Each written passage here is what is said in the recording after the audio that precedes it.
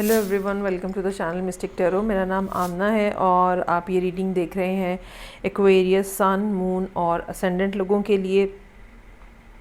अप्रैल का महीना हम डिस्कस करेंगे। रीडिंग जो है वो 2 पार्ट्स में होगी। इन्हीं कार्ड्स को पहले लव रिलेशनशिप के कॉन्टेक्स्ट में एक्सप्लेन करूँगी मैं, और फिर यही कार्ड्स इस्तेमाल करते हुए करियर के लिए बात की जाएगी। रीडिंग स्टार्ट करने से पहले मैं आप सब लोगों का बहुत शुक्रिया अदा करना चाहती हूँ। आप सब लोग जो कि नए आए हैं या पहले से चैनल के ऊपर मौजूद हैं, रीडिंग्स देखते हैं, लाइक्स करते हैं, कमेंट करते हैं, प्राइवेटली भी लोग अपनी फ़ीडबैक देते हैं वाया कॉल और मैसेज। आप सब लोगों का बहुत बहुत बहुत ज़्यादा शुक्रिया। ये रीडिंग जो है अभी हम स्टार्ट करने जा रहे हैं। रीडिंग स्टार्ट करने से पहले थोड़ा सा एस्ट्रोलॉजिकल एस्पेक्ट जो है मैं ऐड करना चाहूँगी, स्पेशली अगर आप एक्वेरियस असेंडेंट हैं तो इस टाइम के ऊपर सैटर्न की पोजीशन जो है वो आप लोगों के हिसाब से भी बिल्कुल भी अच्छी नहीं है। ओवरऑल सैटर्न की पोजीशन बुरी है, और दूसरी बात ये कि इस साल वक्तन फ़वक्तन राहु के साथ ऐसा एस्पेक्ट बनेगा सैटर्न का कि आपके चार्ट के अंदर सैटर्न जहाँ पे भी मौजूद है वहाँ पे डिस्टर्बेंस आएगी, हर सूरत में आएगी।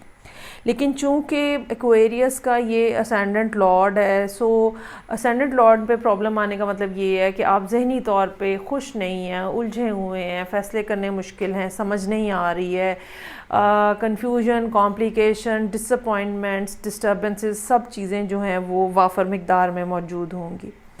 थोड़े थोड़े बीच में बेहतर पैचेस आएंगे, लेकिन ओवरऑल ये साल जो है ये इसी तरह रहेगा। अब अगर हम टैरो को फोकस करें तो सिचुएशन के अंदर wheel of Fortune in reverse का कार्ड है। ये बिल्कुल मुमकिन है कि आपके लिए थोड़ी सी सूरत हाल में बेहतरी आए जब जुपिटर जो है वो आगे मूव ऑन कर जाए एक्वेरियस के अंदर, और वो होगा 5 अप्रैल के बाद। थोड़े ही दिन हैं बिल्कुल, तो कुछ ना कुछ सूरत हाल में तब्दीली शायद किसी हद तक आए, ठीक है। लेकिन असल में ख़ास तौर पर रिलेशनशिप के पॉइंट ऑफ व्यू से अगर देखा जाए तो आपके ऊपर एक किस्म की जैसे ब्लॉकेज है, बिल्कुल कोई बंदिश लग गई हो जैसे, इस किस्म की फीलिंग है। और बावजूद कोशिश के, बावजूद ख्वाहिश के, बावजूद मैनिफेस्टेशन के, बावजूद इस बात के कि आप मेंटली फुली प्रिपेयर हैं और आपकी कुछ अच्छी कम्युनिकेशन भी चल रही थी कहीं ना कहीं पे रिलेशनशिप के लिए, लेकिन अभी सूरत हाल जो है वो बिल्कुल आपके कंट्रोल से और समझ से बाला तर रहा, ठीक है। पर्सन या तो आपको छोड़ के जा चुका है, और या फिर ये कि आपको महसूस ये हो रहा है कि आज नहीं तो कल वो मुझे छोड़ देंगे। काम की तरफ आपकी तवज्जो जो है वो इस किस्म की है जो कि, या ये कह लें कि आपके वर्क प्लेस पे इस किस्म के इन्वायरमेंट है जो कि आपके रिलेशनशिप को डिस्टर्ब कर रहा है। हो सकता है कि आप में से कुछ लोग जो हैं वो ट्रैवल करके जाना चाहते हों टूवर्ड्स दैट पर्सन, लेकिन अभी हालात आपको इस बात की इजाज़त नहीं दे रहे।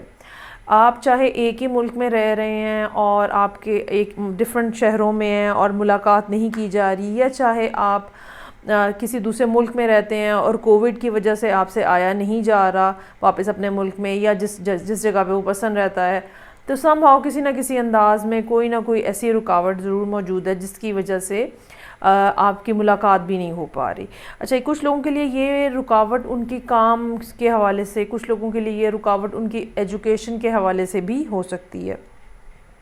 लेकिन आपको आपके जहन में ये बात मौजूद है कि मैं इस टाइम पे, मतलब एक मेंटली आप ये बात फील कर रहे हैं कि आप बहुत ज़्यादा अकेले हैं, चीज़ों को बहुत ज़्यादा बर्दाश्त करना पड़ रहा है, अकेलेपन को, तन्हाई को बहुत ज़्यादा बर्दाश्त करना पड़ रहा है इंटेंशनली। अच्छा, इसमें एक ये भी बात है कि कम्युनिकेशन जिस तरह से हो रही थी, ठीक है, वो उसके बाद होना तो ये चाहिए था कि आप कोई नया स्टार्ट ले पाते, लेकिन किसी न किसी बात की वजह से मुख्तलिफ़ लोगों की ज़िंदगी में ये मुख्तलिफ़ तरह की सिचुएशन हो सकती है। किसी न किसी बात की वजह से या तो ये पर्सन आपको छोड़ गया है या नाराज़गी हो गई है, और अल्टीमेटली उसकी वजह से आप भी खामोश हैं। उम्मीद आपको ये है कि आप समर तक ये समझ लें कि जुलाई अगस्त के महीने तक आपको उम्मीद है कि आप इस पोजीशन में होंगे कि आप उस पर्सन से मिल सकें इन पर्सन। अगर आपकी पहले सारी कम्युनिकेशन ऑनलाइन है तो आपको ये लगता है कि अगले आने वाले 3 से 5 महीनों के अंदर चांसेस आते हैं कि आप उनसे पर्सनली जाके मिल लें। लेकिन ये मिलने के बावजूद आपके जहन में, आपके दिल में एक ख़ौफ ज़रूर मौजूद है कि मुझे रिजेक्ट ना कर दिया जाए। और शायद इस खौफ की वजह जो है वो आपकी अपनी कुछ नाअहलियाँ हो सकती हैं कि अगर आप इस शख्स को पहले से जानते हैं तो जो पहले से इनके साथ आपका ताल्लुक़ और कनेक्शन रहा है, आपने कुछ अगर ज़्यादती की है, कोई ना कोई बात, कोई ना कोई ऐसा फ़ियर, कोई ना कोई ऐसी चीज़ ज़रूर है, कोई ऐसा ख़्याल ज़रूर आपके जहन में सरसराता है या कानों में कोई ऐसी सरगोशी ज़रूर होती है जिससे आपको डर लगता है कि ये रिजेक्शन हो जाएगी। हालांकि मेरा ख़्याल है कि फ़िलहाल आपको चीज़ों को बहुत बैलेंस रख के चलाने की ज़रूरत है। जैसे जैसे टाइम गुजरेगा, सूरत हाल, प्लानिटरी पोजीशन आपके लिए बेहतर होगी तो ऑटोमेटिकली इस पर्सन के साथ भी आपकी सूरत हाल बेहतर हो जाएगी। ये भी मुमकिन हो सकता है कि अगर आपने कमिटमेंट की हुई है इस पर्सन के साथ और अब मिला जा नहीं रहा है या बात आगे बढ़ाई नहीं जा रही है, तो आपकी कमिटमेंट जो है वो इस टाइम के ऊपर टेस्ट हो रही है कि आया कि आप सच में वहाँ कमिटेड हैं। ये कमिटमेंट ऐसे टेस्ट हो सकती है कि आपको कहीं और से टेम्पटेशंस आ रही हों और आपको अपने आप को फोकस रखना पड़ा हो कि नहीं, मुझे इसी जगह पे फोकस रहना है। सो ये एक इस किस्म की मिली जुली सी कैफियत है जो कि यहाँ मौजूद है और मुझे नहीं लगता कि ये अप्रैल के एंड के ऊपर भी जाके कोई यहाँ पे कोई बेहतर सूरत हाल मौजूद हो, क्योंकि एस्ट्रोलॉजिकली तब भी एस्पेक्ट इस किस्म का बना हुआ होगा जो कि जिसमें इस किस्म की फीलिंग्स इंसान को आती हैं कि कोई बात नहीं, थोड़ी सी चक्करबाजी कर लेते हैं, खैर है कोई बात नहीं, फ्रॉड थोड़ा सा कर लेते हैं, कोई बात नहीं, एक मतलब एक नेगेटिव टाइप की फीलिंग। फिर ये भी मुमकिन हो सकता है कि आपको कुछ ऐसे लोग मिलें जो नेगेटिव हों, जिनके साथ आपका ताल्लुक़ बनना नहीं है, लेकिन एक शॉर्ट स्पैन ऑफ टाइम के लिए वो आपकी ज़िंदगी में आएँ और बिल्कुल आपको उड़ा के रखते हैं और आप असली पर्सन को भूल जाएं और उस पर्सन के साथ उस शॉर्ट टाइम पीरियड में रहें और फिर आपकी वो जो कमिटमेंट आपकी हुई है वो उसके ऊपर बात आ जाएगी। सो ये सब सोच समझ के करिएगा जो भी आप करना चाहें। ओके, अब हम आ जाते हैं फ़ाइनेंशियल सिचुएशन की तरफ। फ़ाइनेंशियल सिचुएशन जो है वो काफ़ी पहले चीज़ें बेहतर थीं और नज़र ये आ रहा है कि आप में से कुछ लोगों ने कुछ नया स्टार्ट किया था और आपको उस नए स्टार्ट करने के साथ आपको बहुत ज़्यादा उम्मीद थी कि चीज़ें तेज़ी से आगे बढ़ेंगी, चीज़ें तेज़ी से फ्लरिश करेंगी। लेकिन चीज़ें फ़िलहाल या मामलात जॉब है या करियर है या बिज़नेस है, सो मामलात फ़िलहाल थोड़े रुके हुए हैं, ठीक है, कोई ख़ास मूवमेंट नहीं नज़र आ रही। और ख़ास तौर पे पैसों के मामलात में आप बिल्कुल महसूस कर सकते हैं कि चीज़ें या फ़ाइनेंशियल रिसोर्सेज जो हैं वो ख़त्म हैं और आप एक फ़ाइनेंशियल क्रंच में से गुज़र रहे हैं। आपको एक फ़ाइनेंशियल डिस्टेबिलिटी महसूस हो सकती है, यहाँ तक बात आ सकती है कि आप शायद ये सोचने लग पड़ें कि ये सारी सूरत हाल को दरमियान में छोड़ के भाग लेने की ज़रूरत है। लेकिन मेरा ये ख़्याल है कि इस तरह करना नहीं चाहिए आपको, और यकीनन जुपिटर की फॉरवर्ड मोशन जो होगी वो यकीनन आपके लिए कुछ बेहतरी लेकर आएगी। दूसरी बात ये आपको करनी चाहिए कि जो काम आप कर रहे हैं, जिस अंदाज़ में आप कर रहे हैं, उसको एक दफ़ा री-एवेल्युएट करें, 2 स्टेप पीछे जाएं, ठीक है, एक दफ़ा फिर सारी चीज़ों को री-एवेल्युएट करें। कितनी डिटेल में आप काम कर रहे हैं से लेकर बिगर पिक्चर सिनेरियो तक हर चीज़ को आप फोकस में रखें और थोड़ा जिसको कहते हैं ना, एक अनयूजुअल अंदाज में कुछ चीज़ें निकालने की कोशिश करें, क्योंकि यहाँ पे दोनों कार्ड्स जो हैं वो यही डिमांड कर रहे हैं।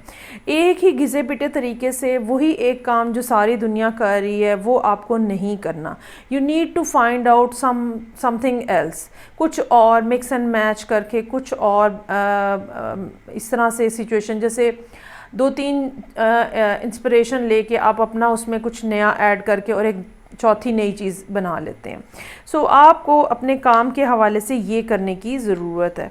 बहुत ज़्यादा बेचैनी आपके पार्ट के ऊपर नज़र आती है, आपको अपने ऊपर जो काम करने की इस महीने ज़रूरत होगी वो ये कि मुझे लग के टिक के एक जगह बैठ के काम करना है, और फ़िलहाल अगर कोई ट्रैवलिंग का आपका प्लान है तो वो नहीं होगी।